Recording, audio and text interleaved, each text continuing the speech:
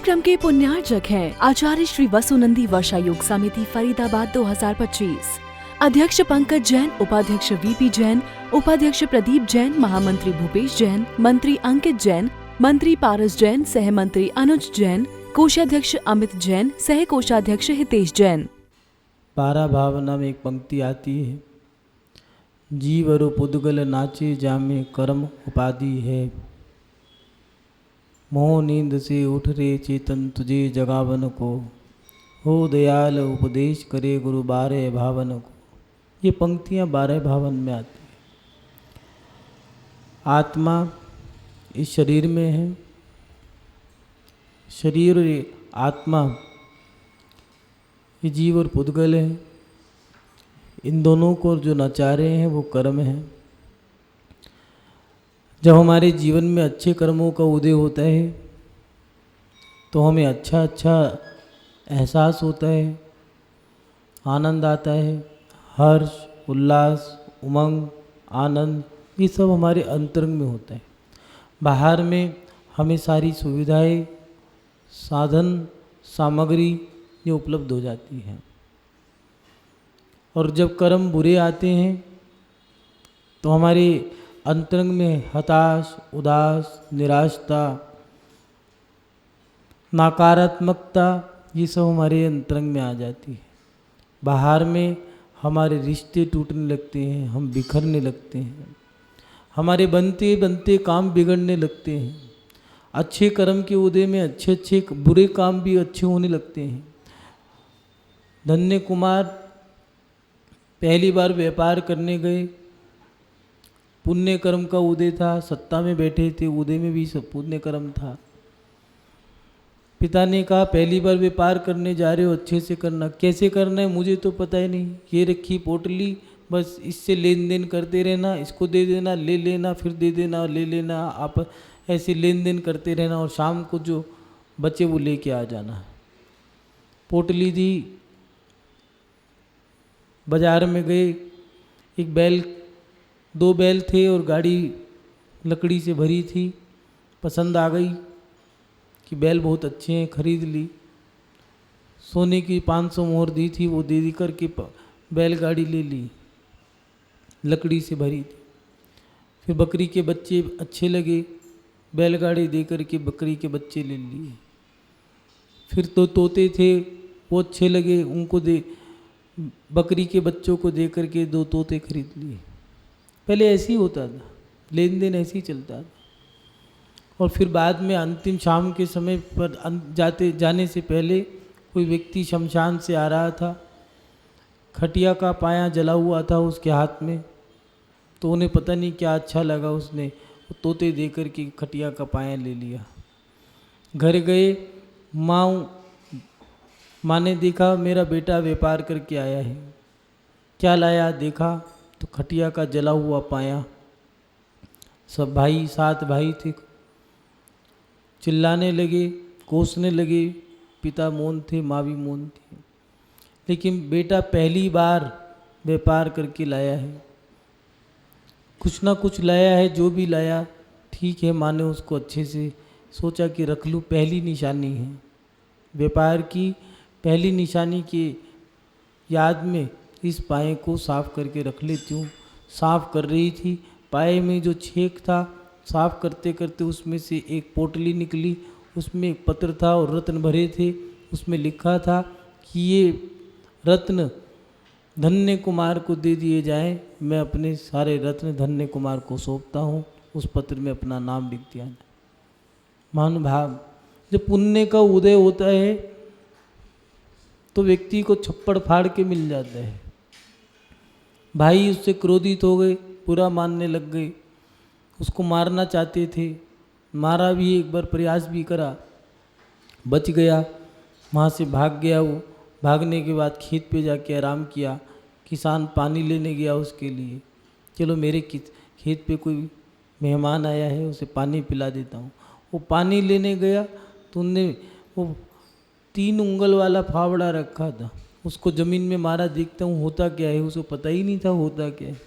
सेठ का बेटा क्या जाने, ज़मीन में मारा तो वहाँ कलश था, वो 2 कलश रत्नों के भरे हुए निकल गए। वो भागा, कहने लगा इस रत्नों ने मेरा जीना हराम कर दिया है। वहाँ से भागा, किसान उसके पीछे था और वो आगे आगे था। धन्य कुमार कहते चले जाओ, मुझे मारो मत। जब पुण्य का उदय होता है तो लक्ष्मी पीछे पीछे भागती है। कर्म ऐसे हैं कि अच्छे कर्म जब उदय में आते हैं तो रंक से राजा बना देते हैं, और जब बुरे कर्म उदय में आते हैं तो आदमी राजा से रंक बन जाता है, विचलित हो जाता है, हताश उदास निराश हो जाता है। कोई ऐसा दरबार नहीं है जो जहाँ पर जाकर गुहार नहीं लगाता हो, वो कोई ऐसी क्रिया नहीं है जो नहीं करता हो। उस समय में उसके मन में आता है कि इन बुरे कर्मों की दशा से मैं कैसे बचूं। कभी कभार ऐसे कर्म उदय में आ जाते हैं कि दिमाग घुमा देते हैं, सब समझा रहे हैं समझ में नहीं आ रहा। वो जानता है इसका परिणाम बुरा है, लेकिन फिर भी वो काम करता है। उस समय में बुरे जो वो बुरा जो कर्म आया है, ज्योतिष में इसे ग्रह का है, ग्रह की बुरी दशा। सिद्धांतिक भाषा में कहें तो आचार्य ने कर्म की दशा दी है।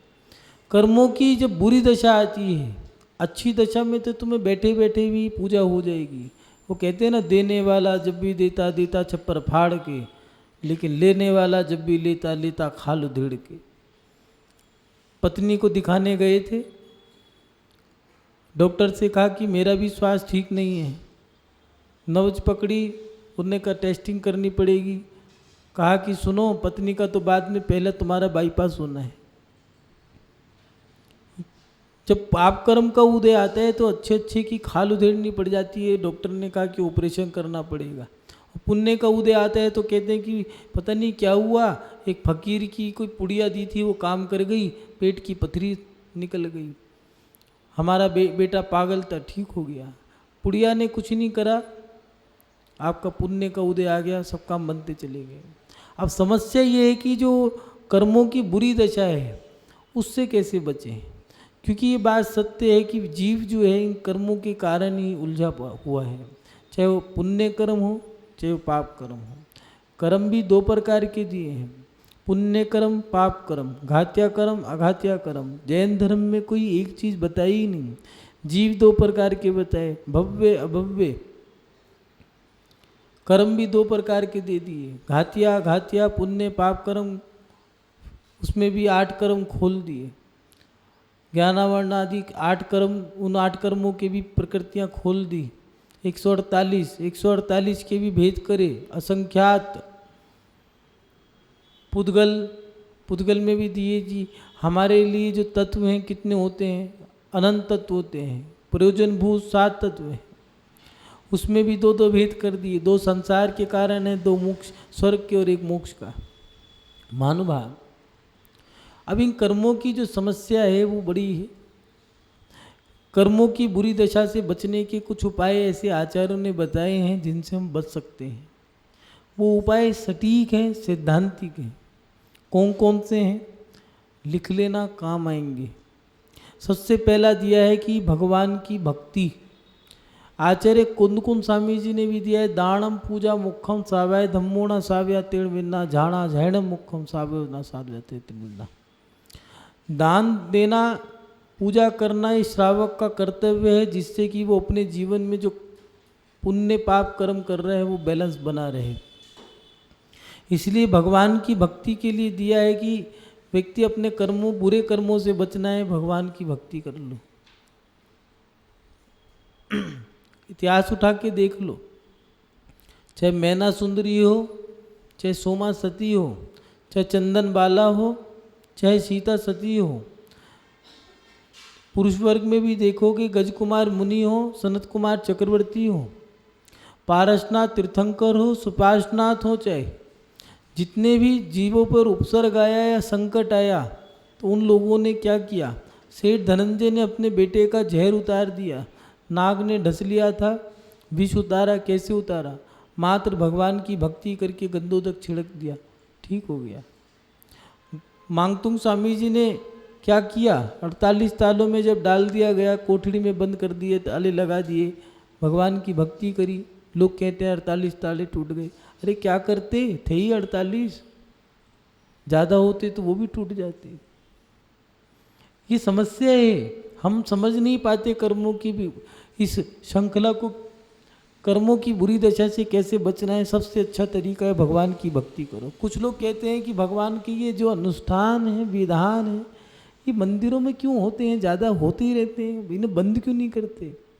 अरे भैया, भगवान की भक्ति तो रोज करनी चाहिए। ये तो तुम शुक्र मनाओ कि कभी कभार हो रहे हैं। भगवान के विधान और अनुष्ठान, पूजा पाठ, जाप, यात्राएं, इन सब चीज़ों से अपना पुण्य बढ़ता है। संकट के समय में जब भी किसी पे संकट आता है, जब डॉक्टर सुई लगाता है तो उई अरे माँ, और जब कोई नहीं होता तो कहते हैं भगवान बचाओ मुझे। पेट में दर्द होता है तो भगवान बचा लो मुझे, भूख लग रही है, हे भगवान बस व्यवस्था करो। बुरे समय में भगवान याद आता है। जब कोई बड़ी बीमारी लग जाती है, देखना कैंसर का पेशेंट राम राम जपने वाला मिलेगा, उससे पहले नहीं जपेगा। अगर पहले जप लेता तो ये काम ना होता उसके साथ। इसीलिए बुरे समय में कर्मों की बुरी दशा से बचना है तो भगवान की भक्ति में लीन हो जाओ। रावण ने क्या किया, वो जान गया था कि मैंने गलत कर दिया। बाली मुनिराज को पहाड़ के साथ उठा के फेंक रहा था, और वो फेंक भी देता, कोई बड़ी बात नहीं थी उसके लिए, क्योंकि वो त्रिलोक वंदन था, त्रिलोक विजयी था। नारायण, प्रतिनारायण, चक्रवर्ती, सोदर इंद्र, इनकी सामर्थ्य बहुत बड़ी होती है। ये पदवीधारी जो होते हैं, इनके अंदर बल, संपूर्ण बल होते हैं, उनकी विशेषता ये है। और उन्होंने पहाड़ उठा भी लिया था। वो तो बाली मुनिराज के मन में आ गया कि ये पहाड़ अगर उठा के फेंक देगा तो ये जो शाश्वत मंदिर बना है भरत चक्रवर्ती द्वारा, 72 जिनाले, इनका क्या होगा, ये सब खंडित हो जाएंगे। फिर अपने दाहिने पैर का अंगूठा दबाया, दब गया, रोने लगा। दशानन से नाम पड़ गया रावण। क्षमा मांगी उसकी पत्नियों ने, रानियों ने, क्षमा कर दिया, बाहर निकला। तब जाकर के शांतिनाथ भगवान की भक्ति करी। उस भक्ति से ऐसी भक्ति करी, वो जानता था कि मैंने बहुत बड़ा पाप कर दिया। क्षमा मांगी, क्षमा याचना करी, याचना करने के बाद भक्ति करी। और भक्ति भी ऐसी वैसी नहीं करी, भक्ति भी करी तो ऐसी करी कि बीणा का तार टूट गया तो अपनी नाड़ी निकाल करके बीणा के तार में लगा के भक्ति करी। तीर्थंकर प्रकृति का बंध बांध दिया उसी समय। महानुभाव, कर्मों की बुरी दशा में सबसे अच्छा उपाय है भगवान की भक्ति से जुड़ जाओ। और देखना, ये स्वतः ही आत्मा के अंदर ही संस्कार हैं। जब भी कोई संकट आता है, व्यक्ति भगवान को याद करते हैं, स्वतः ही याद करते हैं। बस अंतर इतना है कि भगवान सच्चा है या मिथ्या है, ये आपको देखना पड़ेगा। इसलिए कर्मों की बुरी दशा से बचना है तो सबसे पहला उपाय दिया है कि अपने जीवन में भगवान की भक्ति करो, अनुष्ठान करो, पाठ करो, जाप करो। संकल्प के साथ जाप करने से संकट टल जाता है। विनोबा भावे की माँ, नियम था उसका 1.25 लाख चावल के दाने भगवान के आगे रोज चढ़ाने के लिए। उसके जीवन की घटनाएं, महावीर, ये महात्मा गांधी जी का प्रिय शिष्य था विनोबा भावे। इसकी माँ का नियम था, चंद्र कमलायन व्रत लिया था, 1.25 लाख चावल के दाने रोज चढ़ाने होते थे। एक एक दाना गिन के चढ़ाती थी, लेकिन वो ज़्यादा पढ़ी लिखी नहीं थी, भूल जाती थी। सुबह बैठती थी, रात तक चढ़ाती रहती थी। एक दिन सेठ जी ने कहा, सुनो तुम एक भाग्यवान, एक काम करो, इन दानों को तुम गिनती कर लो 100, और 100 के फिर तुम ऐसे करके एक पोटली बना लो 500 की, और फिर उनको तोल लो। तोल करके फिर एक दिन लगेगा तुम्हारा, और फिर जितना तोल बैठे 1.25 लाख चावल की, उतना रोज चढ़ा दिया करो, हो गया तुम्हारा धर्म। उसका मन नहीं माना। बिनिया आया, उससे पूछा, उनने कहा कि बेटा मेरा मन थोड़ा सा भटका हुआ है। उन्होंने कहा माँ क्या हुआ? कुछ नहीं, तेरे पिता ने ऐसे बताया है, मैं चावल चढ़ाती हूँ, मेरा व्रत है, उन्होंने ऐसे ऐसे बताया। तो उसने कहा माँ तेरा मन क्या करता है? उन्होंने कहा मेरा मन तो एक एक दाना चढ़ाने का ही करता है। तो उसने कहा तू वैसे ही चढ़ाना, उसकी मानने का फ़ायदा क्या होगा? तेरे पिता ने जो कहा है वैसे चढ़ा दूँ तो जानते हो उसने क्या कहा? विनोबा भावे ने कहा कि माँ, एक एक दाना चढ़ाने से भगवान का उतनी बार नाम लोगी, पूरा तन मन धन और आपका जो समय है वो धर्म में बीतेगा। महानुभाव, संकल्प के साथ जाप करने से 1.25 लाख जाप इत्यादि का संकल्प लेकर के जब जाप करते हैं तो हमारा मन वचन काया ये सब उसमें चला जाता है। कर्म हमारे अच्छे, हम जब क्रियाएं करते हैं तो अच्छे कर्म बनते हैं, बुरी क्रिया करते हैं तो बुरे कर्म बनते हैं। इसीलिए बुरे कर्मों की दशा में दिया है कि भगवान की सबसे ज़्यादा भक्ति करने में लग जाओ। उदाहरण के लिए दिया है कछुआ, जब उसे मारने जाओगे तो क्या करता है वो? अपने कवच में चला जाते है, बाहर नहीं निकलता, अंदर से झांकेगा, देखिएगा सब चले गए।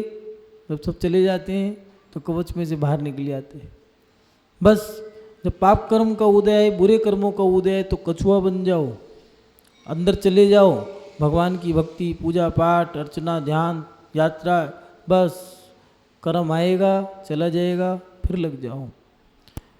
बुरे कर्मों की दशा से बचने के लिए सबसे अच्छा उपाय है भगवान की भक्ति।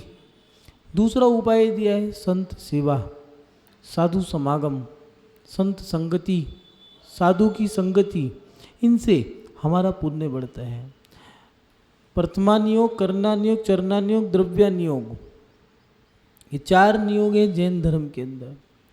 लेकिन सारे नियोग पढ़ने के बाद जो सार निकला वो यही है, पुण्य बढ़ाने का सबसे अच्छा अवसर, सबसे अच्छा उपाय जो है, पंडित लोग कहा करते हैं, विद्वान लोग कहते हैं, कई बार त्यागी वृत्ति, महावृत्ति भी आपसे कहा करते हैं कि पुण्य बढ़ाओ, पुण्य बढ़ाओ, बुरा कर्म आए हैं तो पुण्य बढ़ाओ।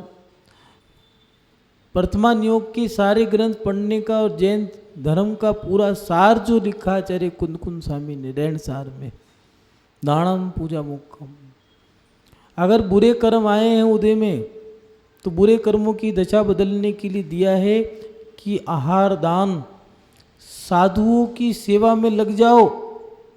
साधु की सेवा क्या है? उनकी विहार की क्रिया, उनकी आहार की क्रिया, उनकी सेवा शुश्रूषा, इससे आपका पुण्य बढ़ सकता है। वासुदेव पूर्व में लक्कड़हारे थे, मुनियों की सेवा करते थे, मुनिराज बन गए, मुनिराज बन के मुनियों की सेवा करते थे, इतनी सेवा करते थे कि तीर्थंकर प्रकृति का बंद बनने जा रहा था, लेकिन आकाश से विमान देख लिया, विद्याधरों का निदान कर लिया कि मुझे भी ऐसी ही भोग सामग्री मिले। यही लक्कड़हारा मुनि बना, मुनि बनने के बाद मरे, मरण करके यही श्री किशन जी के पिता वासुदेव बने। महानुभाव, मुनि महाराज की वैयावत्ती करके, साधुओं की सेवा या संगति प्राप्त करके कर्म करते हैं। एक घड़ी आधी की पुनियाद, तुलसी साधु संगति कटे कोटि अपराध। नियम है, साधुओं की संगति से कर्म कट जाते हैं, क्योंकि साधु की संगति में बुरे काम नहीं होते। इसलिए कर्मों की बुरी दशा में अगर आपको बुरी दशा से बचना है तो पहला उपाय है भगवान की भक्ति, दूसरा उपाय दिया है साधु की सेवा, तीसरी चीज़ दी है परोपकार, साधर्मी की मदद करना, साधर्मी के सुख दुख में भाग लेना। कई लोग कहते हैं हम तो गरीब हैं, हम तो मदद कर ही नहीं सकते, क्या करें, धन खर्च ही नहीं कर सकते। अरे भैया, धन नहीं खर्च कर सकते तो प्यार के तो मीठे बोल तो बोल सकते हो। गुड़ ना दे गुड़ जैसा बोल तो बोल दो, के इतना तो कह सकते हो। कोई दुखी है, कोई संकट में है, इतना ही कह दो, मैं हूँ ना, चिंता मत करो। इतना ही किसी को लगता है मुझे सहारा मिल गया, मैं हूँ ना, ये बहुत बड़ी बात है। साधर्मी के दुख सुख में भाग लेना, बुजुर्गों की पीड़ा सुन लो, उनका दुख कम हो जाता है। कई लोग ऐसे हैं कि किसी को उनके पास समय नहीं है, लेकिन दूसरे के दुख दर्द में सहायता करके, मदद करके वो व्यक्ति दुआ देता है। गरीब की, दुखियारे की दुआ कब मिलती है? जब उसकी आप मदद करोगे। और वो दुआ जो है, जब मरीज ज़्यादा बीमार हो जाता है उस समय में जब डॉक्टर हार जाते हैं, बीमारी जीतने लगती है, व्यक्ति मरने की कगार पे आते हैं, तब डॉक्टर कहते हैं सुनो अब ये व्यक्ति बच नहीं सकता, आई एम सॉरी, माने अब हमारे हाथ में केस नहीं रहा, अब तुम ले जाओ इसको। क्या करें? अब भैया इसको दवा की नहीं दुआ की ज़रूरत है। उस समय डॉक्टर बोलते हैं ना, ये दुआ की ज़रूरत होती है उस समय। और ये दुआ कब कैसे मिलती है?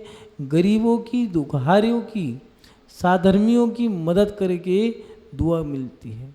महानुभाव, इसलिए बुरे कर्मों के समय में हमें पुण्य की आवश्यकता पड़ती है, अच्छे कर्मों की आवश्यकता पड़ती है।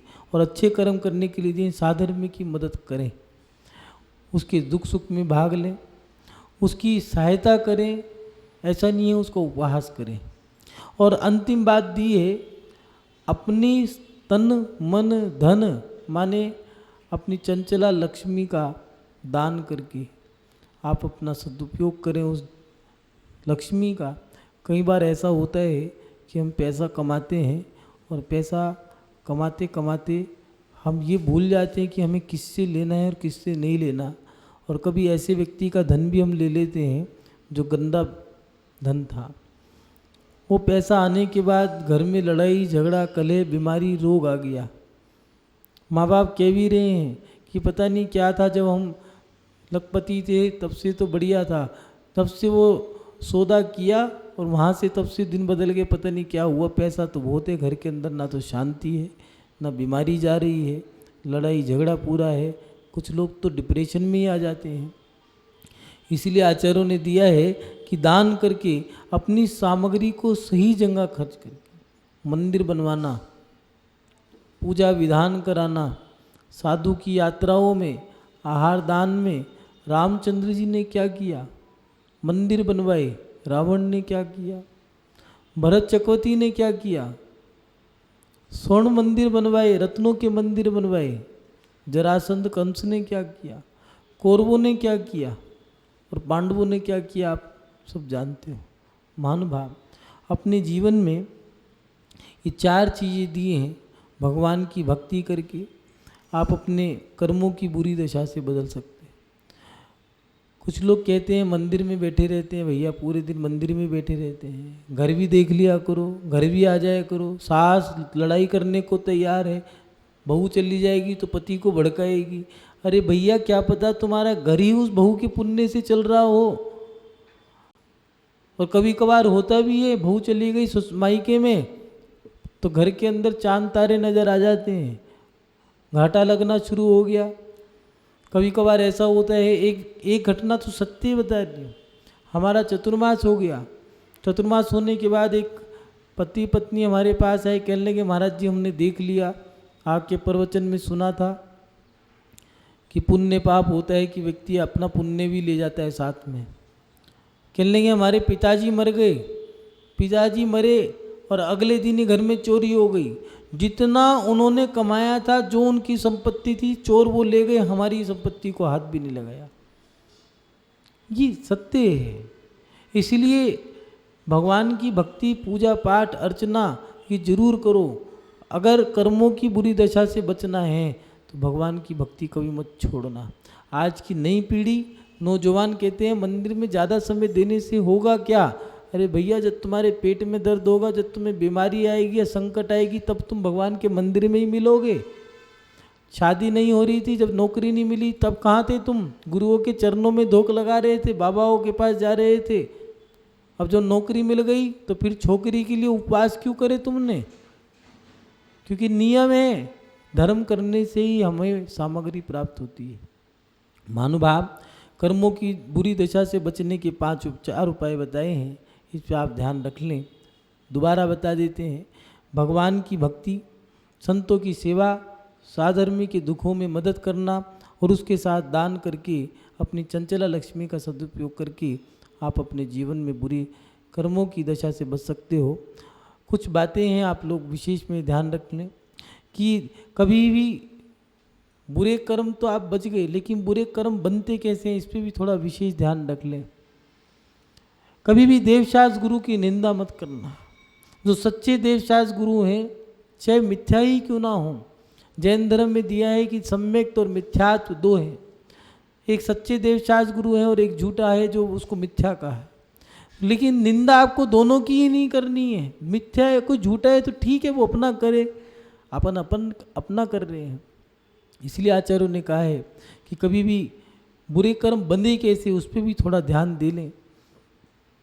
देवशास्त्र गुरु की निंदा करने से बुरे कर्म बनते हैं, बुरे भी बनते हैं और बड़े कर्म बनते हैं। इसलिए अपने जीवन में कभी देवशास्त्र गुरु की निंदा मत करना। सच्चे निर्ग्रंथ साधु, सच्चे शास्त्र और सच्चे देव, इनकी निंदा मत करना।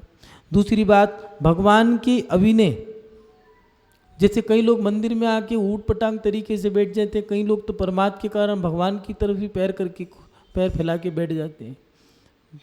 भगवान की अभिनय करना, इससे हमारे बुरे कर्म बनते हैं। अपने जीवन में भगवान की विनय करो। कभी भी अब सच्चे देव की, सच्चे शास्त्रों की, सच्चे गुरुओं की अभिनय ना करें। भगवान के सामने दिया है, जम्भाई आने पे, छींक आने पे, खकारने पे, खांसी आने पर अगर भगवान के सामने खांसे हों तो फिर आपको 9 बार नमोकार मंत्र पढ़ना चाहिए। गलती हो गई, आपकी पहली पूजा की किताब में लिखा है। लेकिन जो व्यक्ति भगवान के सामने लड़ रहा है, झगड़ रहा है, गाली दे रहा है, भंड शब्दों का उच्चारण कर रहा है, महिला पक्ष प्राय करके भगवान के मंदिर में आके जरूर बात करेंगे, अरे नीचे कर लो, वो 3 लोग के नाथ हैं, गलती से भी ऊंची आवाज़ में बात कर गए आप तो आपके कर्म बन जाएंगे। भगवान तो जो कही तो है। इसलिए अपने जीवन में इन चीज़ों पे थोड़ा ध्यान रखें। कभी भी भगवान के सामने भंड शब्दों का इस्तेमाल ना करें, ऊंची आवाज़ में बात ना करें, लड़ाई झगड़ा ना करें, गुरुओं में भेदभाव ना करें।